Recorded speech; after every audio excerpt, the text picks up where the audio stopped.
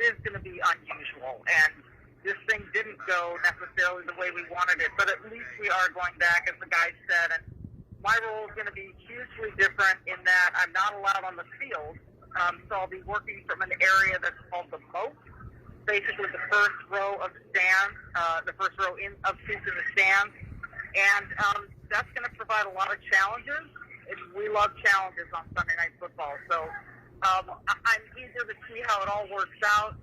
Different for sure, but you know what? Like these guys have said, this is going to be a memorable season for a lot of reasons, and so just looking forward to the challenge.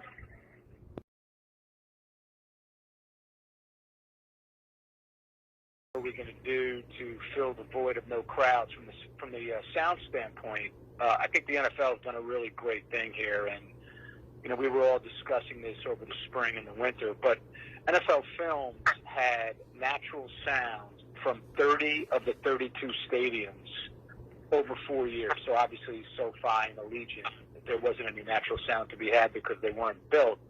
And what they created was they created a sound loop that's authentic to each stadium. And they've hired an audio engineer in each city to basically score the game as it's going on. So you'll hear when we're in Kansas City Thursday night, we will have a Arrowhead sound, and then there'll be an operator that will add the accents for touchdowns or turnovers or sacks or great catches or drops or things of that nature.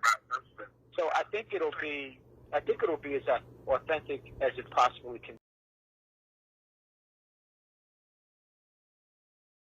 Together preseason tape and at least get a feel for who's where and what and all that sort of stuff. But this is going to be a team, an offense that we don't even know what it's going to be. I mean, the difference between Bruce Arians' offense and Tom Brady's offense is so stark that we just don't know what it's going to be. Mike Evans and Chris Godwin are two receiving threats that Tom Brady, simply put, did not have anybody even close to that on his team last year as far as a down-the-field threat. Of course, Julian Edelman's pretty good. But and three tight ends that can really play on this team, between Howard and Brayton and Gronkowski. So I'm completely psyched. And one of the things I like even more about it is I'm not going to have a clue what they're going to do in that game until they walk out there the first